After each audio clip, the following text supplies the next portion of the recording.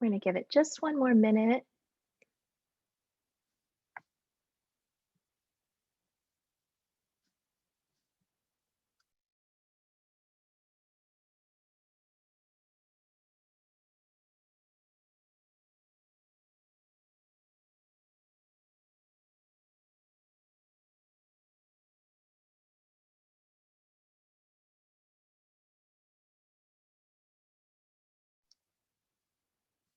All right, thank you everyone as everyone's getting logged in and to the webinar. We'll just give it like 30 more seconds and then we'll get going.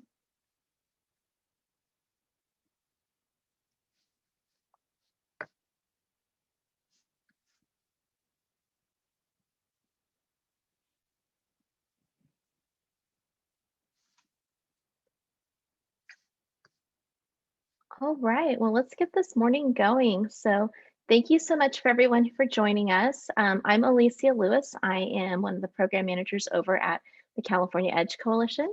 But I want to just kick this off and just welcome all of you. Thank you so much for joining us this morning.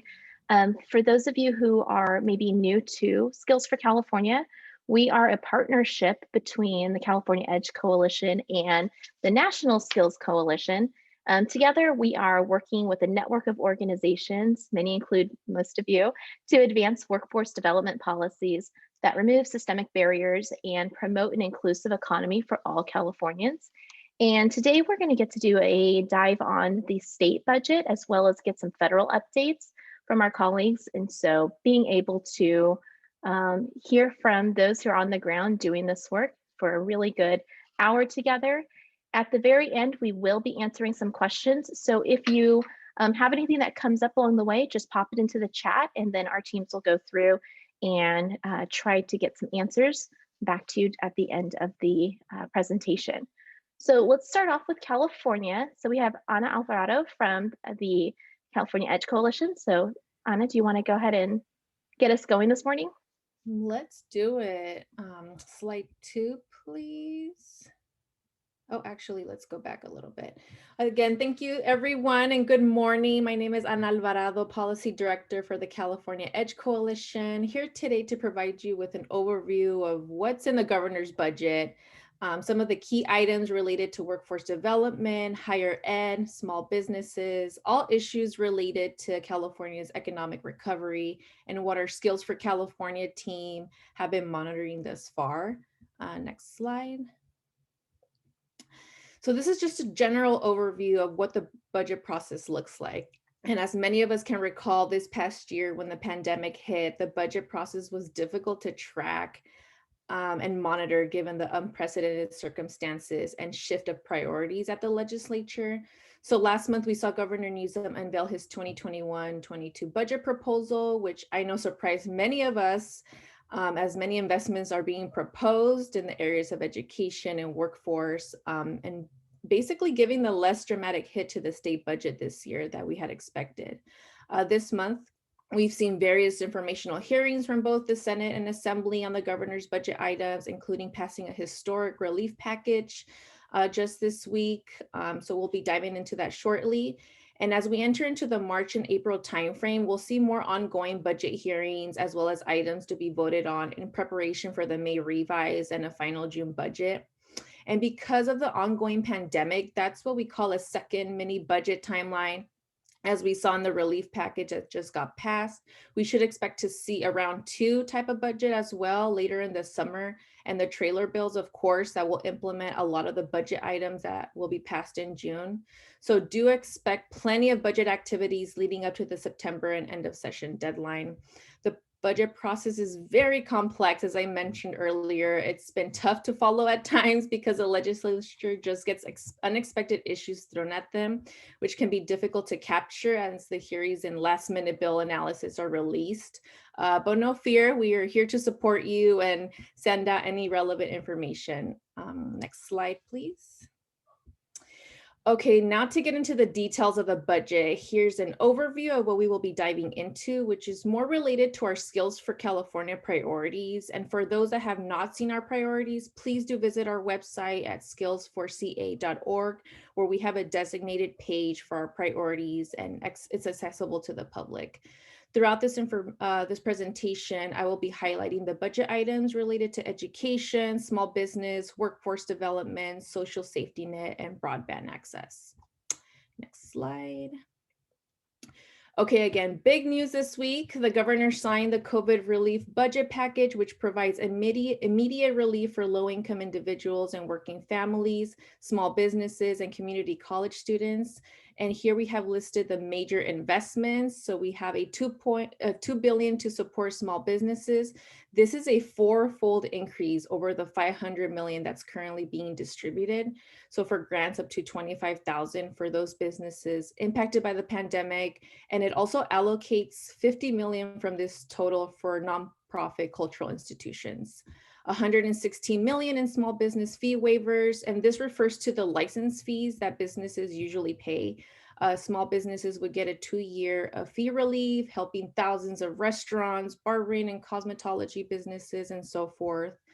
$400 million for childcare services, which are federal funds. And as we know, childcare access has been a huge barrier for both student parents and working families and other essential workers throughout the pandemic. So this funding does provide stipends of $525 per enrolled child for all state subsidized childcare and preschool providers.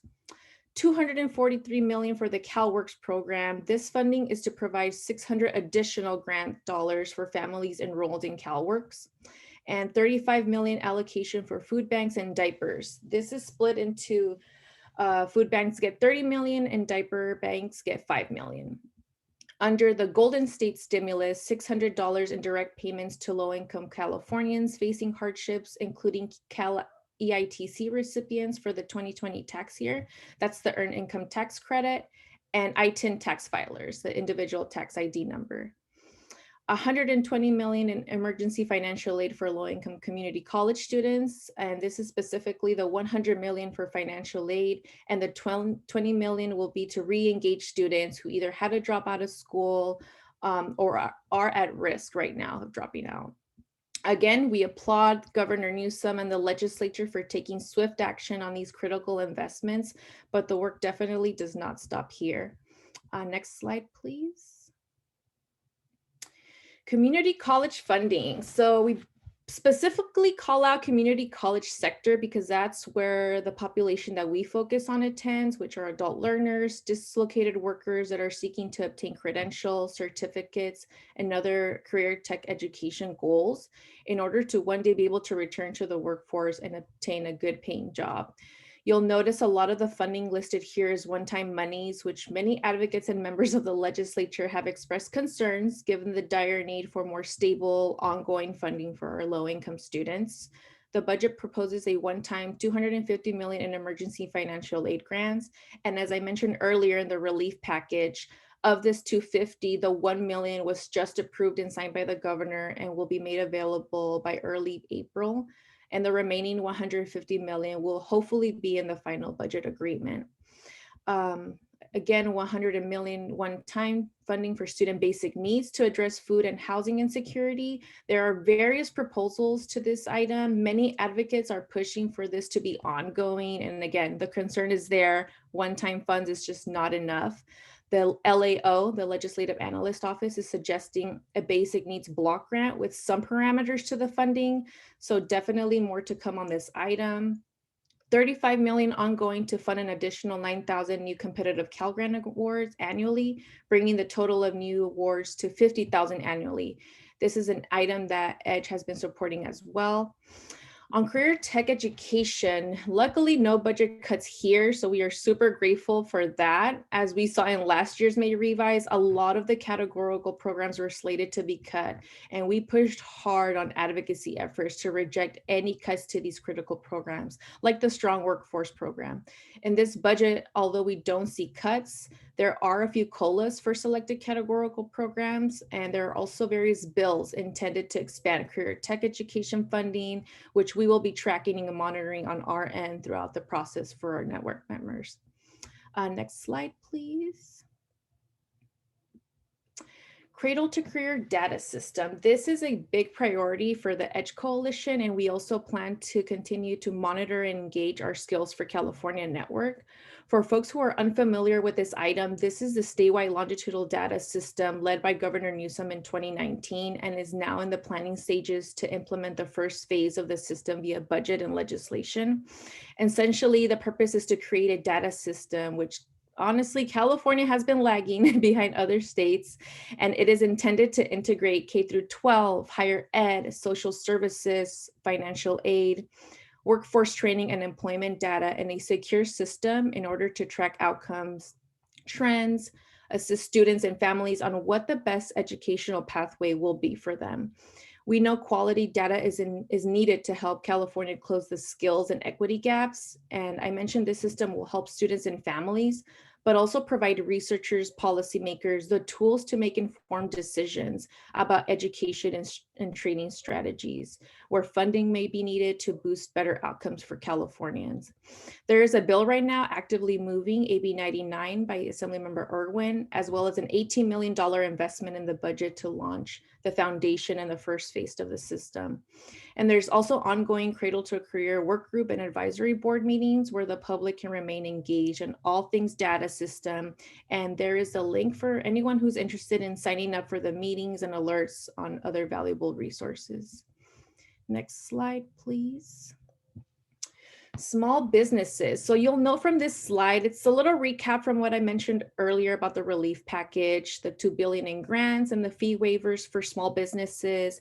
In addition to the relief, the budget is proposing a $50 million in one-time funding for the California Infrastructure and Economic Development Bank, also known as the iBank program, which focuses on supporting underserved businesses. This also includes funding for the Small Business Center and the California Rebuilding Fund, and also $35 million in one-time funds for the California Dream Fund. This investment is to support microgrants up to $10,000 for entrepreneurship and small businesses creation in underserved communities that are facing opportunity gaps.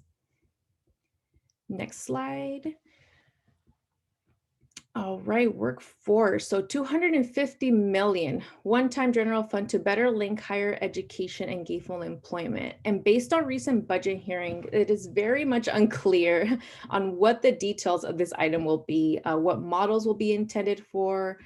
So more details should be unveiled sometime in the spring on this item. $25 million one-time general fund to expand high-road training partnership models in various industry sectors, resulting in 2,000 new apprenticeships in the areas of construction, forest, ag, healthcare sector, and cybersecurity. $35 million in Prop 98 general fund to support work-based learning initiatives, which includes the California Apprenticeship Initiative and work-based learning models at community colleges. These items have been heard in the recent budget hearings, with many folks split on this issue, really, is what I've identified. Some say additional funding is not needed given the current funding levels of the CHI program. Others claim that this critical investment to expand workforce training and employment, particularly for the work-based learning models at the colleges. Definitely more work to be done in this space. According to the Chancellor's Office for the community colleges, there is a report coming out sometime in March or April that will provide an overview of the latest outcomes of the California Apprenticeship Initiative. So we will make sure to send that out once we see it. $407 million in Workforce Innovation Opportunity Act, WIOA dollars to continue supporting workforce training programs. This WIOA funding is from the 2020-21 pot, and my colleagues from NSC will discuss more of the funding efforts at the federal level. Next slide, please. With regards to a social safety net, I thought it would be important to highlight some of the ongoing issues that the budget process is addressing. Again, $44 million ongoing funds for childcare services through the Prop 64 cannabis tax, in addition to the $400 million federal funds from the relief package that I mentioned earlier. There's also $75 million ongoing federal fund dollars to the Department of Social Services that fund nonprofit organizations to assist immigrant communities. also including a one-time $5 million for the Rapid Response Program to fund immigrant services during situations when federal funding is absent. And as mentioned earlier in the relief update, the Golden Stimulus provides economic relief for low-income Californians. Additionally, the relief package includes $6 million to support the CalFresh student outreach and application assistance for low-income college students. Next slide, please. All things broadband. So in terms of broadband, the budget does not provide specific funding proposal. However, we should expect action at the state agency level and the legislative process. In December, the California Broadband Council released their action report, which outlines 3 long-term goals: that all Californians have high-quality broadband available at home, schools, and businesses; that all Californians have access to affordable broadband and the devices necessary to access the internet; and all Californians can access training and support to enable digital inclusion. So the report is readily available on their website, and happy to share that information as well as if folks want to stay engaged on their upcoming meetings. And as I mentioned, there is legislation moving right now, SB 4 by Senator Gonzalez and AB 14 by Assemblymember Aguiar Curry. We are glad to see there is some compromise so far on what the deployment and access to broadband services should look like. And the Skills for California team will be diving deeper into these pieces of legislation and send updates to our network as needed. Slide 12. What's going on right now in Sacramento? So we just had our bill introduction deadline this past Friday, the 19th, with over 1,500 bills introduced by both the Senate and Assembly, and a lot of them, of course, related addressing to the pandemic, economic recovery. We see social safety net issues, housing. Earlier this month, we were also excited to hear from Governor Newsom that he announced a new forecast projection, 10.5 billion, which is a big number here. But it's unclear though at this time whether or most of these dollars were used for the approved relief package, or if we have some wiggle room to use it for the remainder of the budget season. So more to come on that. And as the budget process continues to hold committee hearings on various budget proposals, I listed here some very high level at the moment items that the public may want to keep an eye out for. There's some work being done around increased funding for career technical education programs, AB 1111 adjustments, which is the initiative intended to provide individuals with barriers to employment the services they need to participate in workforce training and education.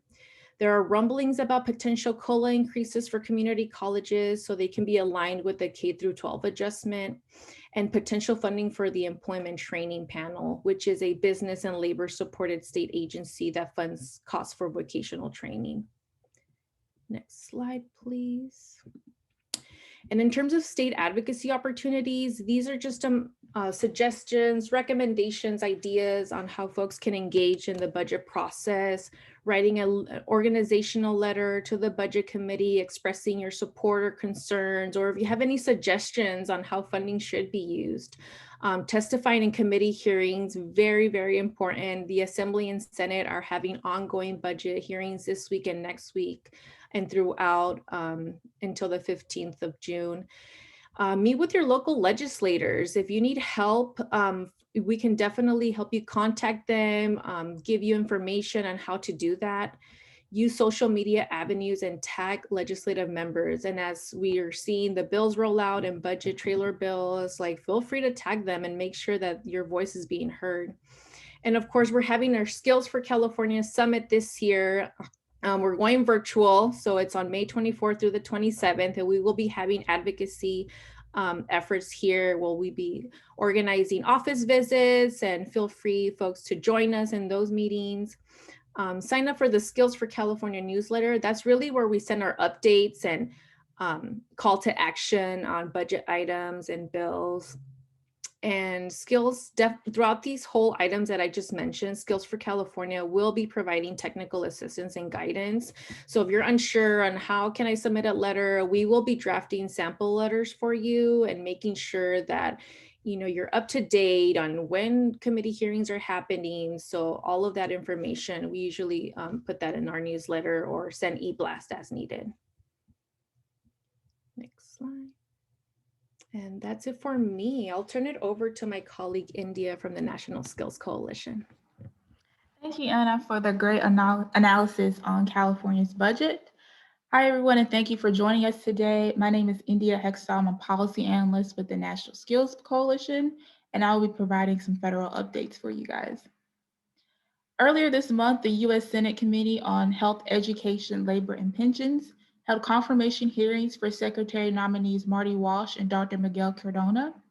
During U.S. Secretary of Labor nominee Marty Walsh confirmation hearing, he discussed the need for childcare, the need for workforce to increase opportunities for women and people of color, and a commitment to close racial and economic gaps.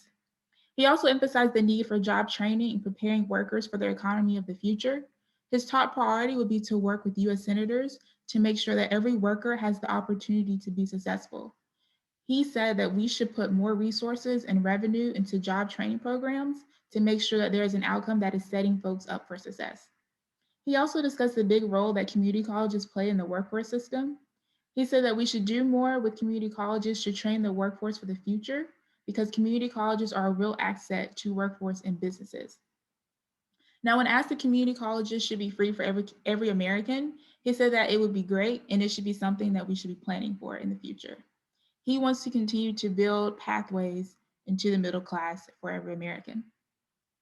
Now, during U.S. Secretary of Education nominee Dr. Miguel Cardona's confirmation hearing, he mentioned support for funding community colleges to do technical work. And he mentioned we should be valuing and respecting career pathways for high quality career and technical education, and that we need clear pathways and supports aligning higher education and workforce. Based on their comments during their confirmation hearings, Dr. Miguel Cardona and Marty Walsh are potential champions for skills for CA policy priorities, and they align with our guiding principles of equity, pathways to good jobs, and systems innovation. On February 11th, the Senate Help Committee voted to advance Education Secretary nominee Dr. Miguel Cardona and Labor Secretary nominee Marty Walsh to the full Senate, and it was a bipartisan vote in the committee. A full Senate vote on Dr. Cardona and Marty Walsh nominations could take place any day now, and we've heard that could take place as soon as today or tomorrow or later this week. In addition, earlier this month, Julie Su was nominated for Deputy Labor Secretary, and her appointment to this position has not been confirmed by the U.S. Senate, but we will be watching this closely for opportunities to engage. Now, what's happening in DC? So there's a lot going on here, and California can play a key role in federal advocacy now. We have Speaker Nancy Pelosi setting the agenda. Vice President Kamala Harris is expected to play a key role in economic recovery, and soon to be Deputy Secretary Julie Su will bring her experience from California to the U.S. Department of Labor. Congress is currently working on a recovery package, which will likely focus on infrastructure, job creation, and investments in workforce.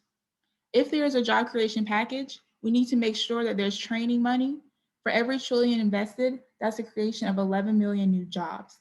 When we're talking about people who are going to fill these jobs, we know they'll need training. Skills are important for immediate response, and we haven't seen adequate investments up until this point, and we need your help to shift that.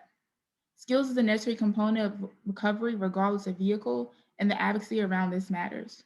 We need to get the necessity of skills training in front of members of Congress. And the Build Back Better infrastructure and skills package is one avenue to do that, and this package is expected to be released in mid-March. Given that Dems are the majority in House and Senate, they'll more than likely use the template coming from the White House infrastructure, and California will have outsized influence on infrastructure and skills legislation.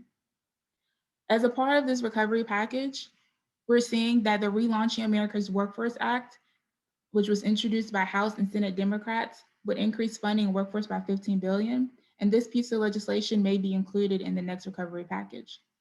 The Relaunching America's Workforce Act would provide investments in training for those who have lost their jobs, investments in key partnerships between community colleges and industry seeking talented workers, restarts the Trade Adjustment Assistance Community College and Career Training Grant Program to help community colleges better support students during economic recovery, and expands eligibility for WIOA programs to anyone eligible for pandemic unemployment assistance, and allows boards to use up to 40% of new funding for incumbent worker training and for transitional jobs.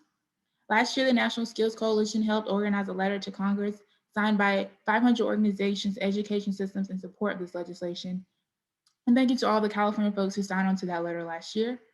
NSC will continue to advocate for the passage of the Relaunching America's Workforce Act because it's a down payment for skills training to ensure full funding.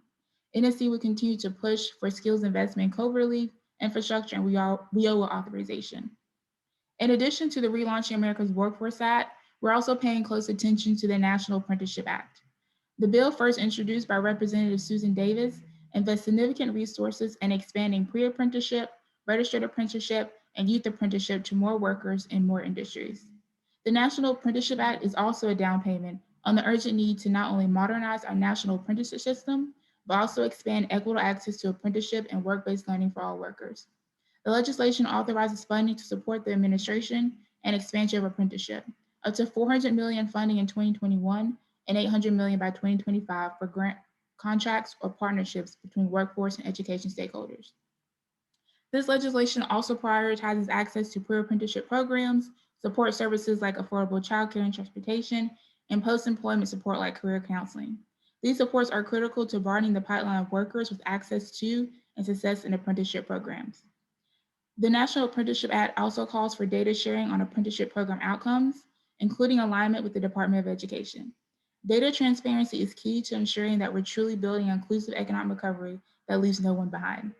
Reauthorizing the National Apprenticeship Act is a necessary first step in a series of steps that our new Congress and Biden administration must build on to equitably expand apprenticeship, pre-apprenticeship, and the supports that workers need to succeed in those programs. President Biden has already made expanding registered apprenticeship both as part of an infrastructure package and as a strategy to increase access to good jobs a high priority. And we are committed to working with the administration and Congress to make sure there's follow through on those commitments. Now, how does all of this impact states? California has powerful leaders in the federal government to leverage work from the state to communicate need for federal investments. California advocacy matters the most by using community examples. California has invested in workforce development programs and support partnerships to drive industry-specific training, and it's important to bring these types of community examples to federal policymakers to indicate the significance and importance of federal investment in workforce development programs. Federal advocacy must measure and ensure that the outcomes of the recovery are actually inclusive, on whom the funds are being spent, who is getting jobs, and what is their employment outcomes. Members of Congress are in conversation right now about the recovery, and more work needs to be done before skills training is considered a priority. NSC will continue, and Skills for CA will continue to advocate for investments in workforce development as part of a people-centered infrastructure plan, workers who lost their jobs to ensure they can reskill and upskill, workers most vulnerable to losing their jobs, including digital skill literacy, and partnerships between educators and businesses. In order to make an impact on conversations happening on Capitol Hill today, we need a critical mass of skills advocates from across the country, educating their congressional staff about what their states and districts need to recover. National Skills Coalition currently has petitioned to Congress and the Biden administration to tell Congress to invest in skills for an inclusive economic recovery, and we are calling on our partners to add their voice to advocacy for investment in skills. There is no better time to ensure policymakers have skills on their agenda, and I'll be sure to share the link to that petition in the chat. For forthcoming federal advocacy opportunities, make sure you are signed up for the Skills for California and the National Skills Coalition newsletters to learn more about those opportunities. And with that being said, I'll turn it back over to Alicia for our Q&A. Thank you both. That was absolutely just important information. And I know I appreciate getting to hear what's happening on the ground, because there's just so many items moving, and trying to keep up on that is a challenge for all of us. So thank you both. Now turning to Q&A. So I know we've had some questions submitted and sent in. If anyone else has questions that they would like to submit so we could put them into the queue, please just go ahead and do so now. One of the first questions we received was regarding appreciating the detailed overview of workforce development related funding that's in the budget. Now, for each item with funding attached, where can everyone find the precise anticipated outcomes of funding? For example, the number of people placed in the jobs, number of families provided childcare, et cetera, and how are outcomes tracked? So we'll start with Anna, if you want to go ahead and just, how does California do it? I'd say normally this information is tracked by the state agency responsible for the rollout of the funding. Normally, detailed outcome reports are developed and provided to the legislature and the public, posted on their websites, the term basing it off the fiscal year. And the legislature does a pretty good job on holding our friends at the state agencies accountable for outcomes. I'll give you an example on the proposed high road training partnership apprenticeship programs. You'll note in the budget, the California Workforce Board is anticipating over 2,000 jobs resulting from these programs. So if there is a specific item you are interested in, please reach out to us so we're able to connect with the agency to get more information. But when it comes to the proposed state budget, they're estimates at this point. Until funding is implemented, we'll know more. In India, what happens at the federal level? Where do people access that information? Yeah, that's a really good question. So federal funding, it starts with, Congress having multiple hearings around the federal budget. I believe they usually start those conversations around now, so they're probably happening as we speak. But at some point later this year, they'll release some sort of budget reconciliation, and we're happy to follow with you guys on any sort of specific details you would like that comes out of that. Thank you. Okay, then this one's for Anna. How does the rollout of this first immediate response package and budget that you had presented on impact the rest of the year's funding priorities? And you're on mute. Of course, I was on mute. I think the passage of the most recent relief package sends a clear message to the legislature and frankly to the public that we need to prioritize the needs of our small businesses, dislocated workers, and underserved communities. We need to find more innovative strategies to ensure economic mobility for disadvantaged communities, particularly women, Black and Brown populations, immigrants. And I mean, the data is there, right? The pandemic has disproportionately impacted these communities, and what is really left to work on this budget cycle should reflect the needs of low-income Californians. We know there are funding priorities for legislatures around broadband, more support services for student basic needs, expansion on career tech programs, but it's really going to take strong advocacy efforts and partnership with our state leaders. I mean, we just saw how much the relief package cost, right? And it's a big price tag, but it just goes to show that when California wants to get something done and really help its people, we can do it. We will find the money for it. Thank you. This next one is for India. So regarding WIOA funding, when will there also be updates to the WIOA policies and procedures? And in the comment, they believe the last update was in 2017. Yes, expect updates to WIOA. We've been in conversation with congressional staff, and they're anticipating having a few hearings around WIOA sometime this year, with fingers crossed as a long shot to have draft legislation on WIOA by the end of the year. But yes, expect, I would suggest tuning into those hearings to see what exactly they're looking to change, but expect some sort of conversation around that to begin to happen. All right, we just had another one come in. Can you share how the process for early action items may differ from the normal budget process in California? Anna, this will be for you, just because we know this is a wild ride everybody's on. So if you can just outline that, the two different pathways. Yeah, of course. And it's, again, a really complex process this budget season, similar to what we had experienced last year. The budget committee hearings have done a really good job in identifying what will be immediate and what will be addressed later in the spring and summer budget process. So be on the lookout for those alerts. And we can certainly, as Skills for California, deliver that messaging and let you know, like, this is what's coming up as early action item. This is what we can weigh in at a later time. I guess the quickest answer would be at the relief package that just was acted upon. There were oversight hearings on those budget items. There were floor votes. So it's really what the legislature and governor want to prioritize in terms of early action items. And they definitely will let the public know what's coming in the pipeline. We will try to do the best we can on our end to catch it as soon as we can, because sometimes these notices come late at night, or not even a 24-hour notice at times. So we will definitely be tracking that for you all. And I'm going to hit you with another one here. Will there be grant opportunities for community-based organizations in the current budget? And I will tie that to another question that was submitted, where we know that there had been the trigger cuts last year and that this budget was supposed to anticipate making up for that. And I know that there was grants that originally were part of those triggers. So do we know kind of what's on the mend and what's going to be available for community groups?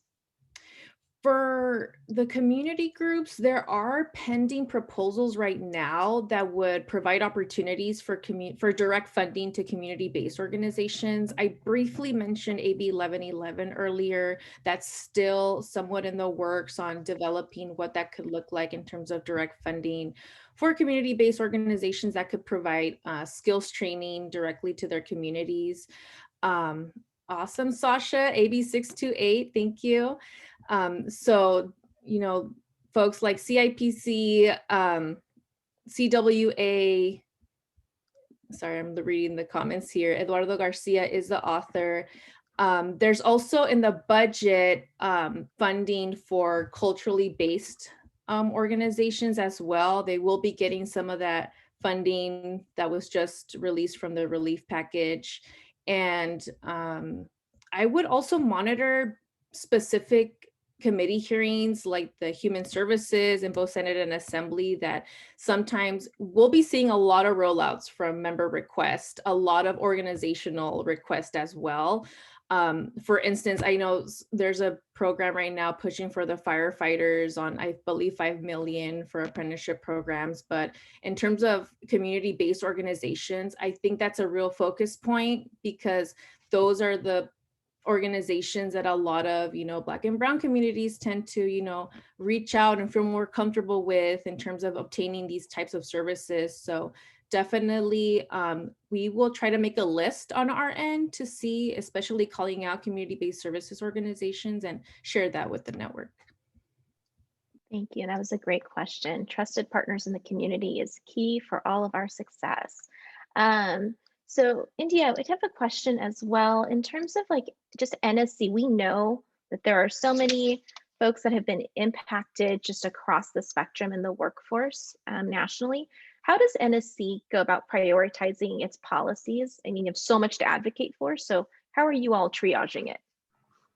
Yeah, right now we're really focused on the next recovery package, since we know the legislative language for that will be released in mid-March. And right now we're really making sure that there's some sort of infrastructure and skills investment in that package. And once that's passed, we'll shift more to focusing on WIOA reauthorization, considering that probably the House and the Senate will begin to have some sort of hearings around, and we want to hear from stakeholders around what the next WIOA reauthorization would look like. But right now we're very focused on infrastructure and skills investment and making sure that's all a part of the COVID recovery package. Thank you. And then just to follow up, what steps are being taken to coordinate or work with employers who might be looking to hire again as well? So I know you guys do a lot out there with partners.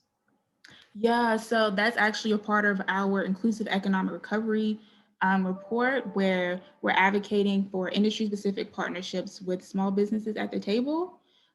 So just as the impacts of the pandemic have been felt differently between different sectors and even on different sized businesses within each sector, we are advocating for policies that invest in and empower sector partnerships that are driven by industry stakeholders, including smaller businesses that are often the primary employer in local communities. And these partnerships, in addition to addressing local training needs, should also support the diversity and inclusion efforts of local employers. So we support partnerships that communities need to develop training strategies targeting the specific needs of individual industries and local workforces.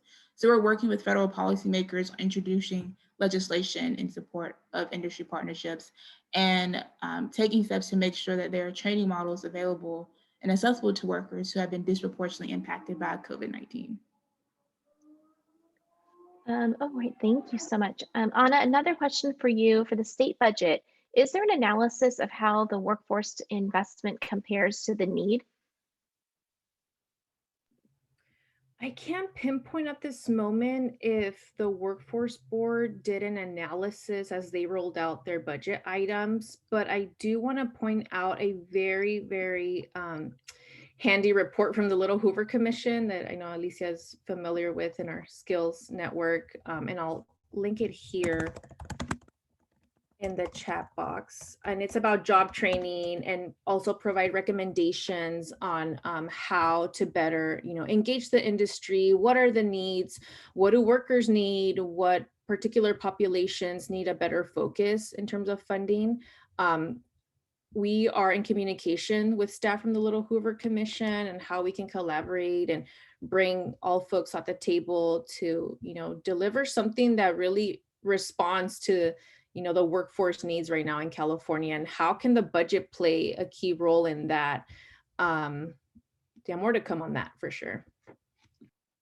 All right, we had one specific one for you, Anna, that in terms of the skills have thoughts or updates on AB 106 Solace. I know that we're still reviewing stuff as a group, but if you had anything to add on that time frame. We're still analyzing that bill right now, and talking with the sponsors of the bill. I believe it's California Forward leading that bill in regards to Regions Rise initiative. And it's really also taking into account bringing all the parties together at the table, right? In terms of industry, community-based organizations, labor. So again, because we just had the deadline right now, we're taking a look at all the bills. A lot of them are spot bill form, but 106 is definitely on our list that we will keep our network apprised of. All right, and I have one for both of you, and I think this will probably resonate with all the panelists here as well.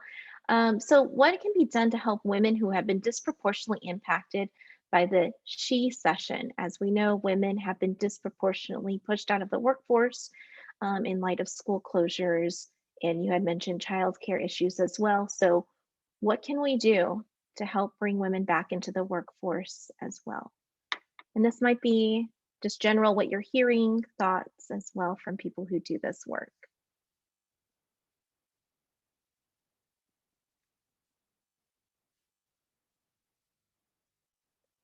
Let's start with Anna, if you want to go ahead. And yeah, I would really refer to the Women's Caucus at the legislature. They are a force to reckon with. They are leading some big issues in terms of really engaging women of color back into the workforce. And they have laid out some of their budget priorities on their website, and happy to also share that as well.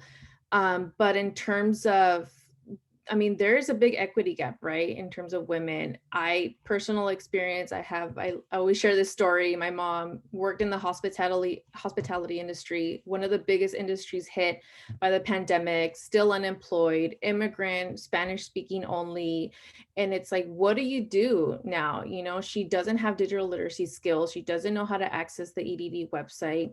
These are focal points that I think the legislature needs to really ramp up and reach out to these communities. There needs to be also a social safety net component to that, and making sure that childcare, is a big factor in this, and making sure that they have the support and technical skills to either go back to a training program, learn some computer skills, take some, English courses. And I think, members like Assemblywoman Gonzalez and Senator Connie Leyva, they've been really big champions and really uplifting the women voice throughout this whole pandemic. PPIC has done amazingly on their reports in terms of folks being most impacted by the pandemic. The Budget Center as well has critical information. The data is there, right? And, my story is not unique in terms of, sharing, I was, instead of my mom doing the EDD website, I was the one doing it. And I can imagine, a lot of immigrant communities that don't have either, a daughter or a son, or trying to help them navigate the system. So I guess all that to say, we need to do more. Like the state needs to do more. Our federal partners need to do more for this specific population. Thank you so much. And then India, do you have some thoughts on the federal side on just how nationally we're going to address this massive gap? Yeah, I think some of the big ideas that members are talking about is thinking through childcare and paid leave as well, and rethinking what sort of federal legislative action they can take around those issues. I would say pay close attention to considering that I believe a lot of women of color have been impacted by the COVID-19 recession. So I would pay close attention to the Congressional Hispanic Caucus and the Congressional Black Caucus as well, who are probably pushing forth some issues that directly align with the SHE session that we're currently in. Thank you both so much. And then I'll just add on to that as well. Like here in California, the state assembly has actually convened a select committee on Latina inequities and recently held a hearing where they talked about workforce gaps and everything as well. So highlighting some of the disproportionate issues that are coming through for Latinas in the workforce as well. And so I think as we, as partners in skills, continue to see these conversations emerge and get highlighted, we'll be able to convey those opportunities for engagement with all of you. So another plug to sign up for our newsletter and attend us on these great forums where we get to have this expertise weighing in. And we had one other question that came in too that was regarding, let's see, we had two, just the partnership or work that we in general do with labor. And Anna, I'll kick it off to you since I know that crosses over into some of the people that we work with specifically at Edge. In terms of the partnership and work with labor, and again, we have the Labor Fed on our board and we have the building trades on our board. But I think throughout this whole economic recovery process, it's been critical that labor has a voice at the table as well, ensuring that workers have safety protections, essential workers, needing support from their industry. And they are a lot in a lot of the conversations that the bills just rolled out on Friday. So we are also, at this point, having early discussions on what the partnership is looking like between employers, industry, education. As I mentioned earlier, there's a $250 million proposal right now that will link higher ed and employment industry, but I think labor is also a big component in that discussion. So definitely more to come on what that could look like in terms of, either labor agreements or worker rights. So more to come. Thank you. India, we do have a question that came in. I think this might be just a good follow-up one in general. So Todd Livingstone submitted, we are a public school, adult ed school with a CTE focus on medical careers, and we're always looking to providing further career ramps for our students. Are there any apprenticeships you would recommend for us, medical or other, that would help our marginalized folks we serve in our community and to address the national gap? If there's just resources that you guys just have on your site or anything else. Yeah, I believe I can share the link, or if Devin can pull, I believe we have an apprenticeship section on our site that might have some resources that would be helpful to him. And if he's looking for something more specific, he can email us and we can dig a little bit more. And we have a whole slew of senior fellows who would love to provide a lot more resources around apprenticeship as well. Perfect. So thank you. So that's another reason to connect with us where we can help with questions like that as well. All right. Well, that was all of our questions that have been submitted so far. If there's anything else, but I wanted to go ahead. Oh, I think we had one more. Let's see. Nope. All right. Well, thank you so much for, going through and submitting your questions. I think it's really important that we're raising up these concerns, these thoughts. These are big issues moving forward. But just in terms of where you can turn to next for information with us, Anna mentioned earlier in her slides that you can go to the Skills for California website and sign up for our newsletter. We also will post up action items. We through our e-blasts, we do get those out.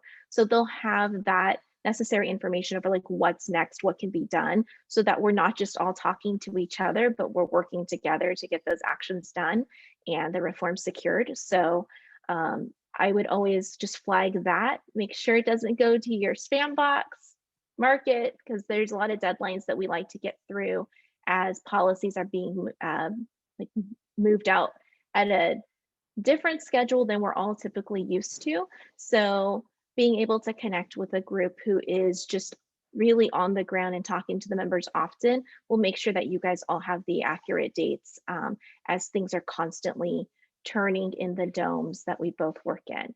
So in terms of saving the date, so we had mentioned May 24th, flagging that now for all of you, that we will be doing our virtual summit for Skills for California. Very exciting, getting some good panels going. We want it to be engaging, but for all of you to be able to participate and be part of those big conversations, and especially that it's going to be timed for after the May revise, it'll be a lot of conversations that will be in the most up-to-date budget environment as well. So we'll have by then seen the action from Congress and the money that's coming in for recovery. We'll have seen the governor's May revise, and we'll have heard from the legislature over those new proposals that they'll be moving. So I think it'll be a perfect time for all of us to reconvene and have that type of discussion with each other as well. So again, website, newsletter, and don't forget to email us if you have questions. Any other panelists have anything else before we go forth with our day? I think that's it. Folks, thank you so much for joining us, and we look forward to what this year is going to bring. Thank you all. Thank you. Thank you.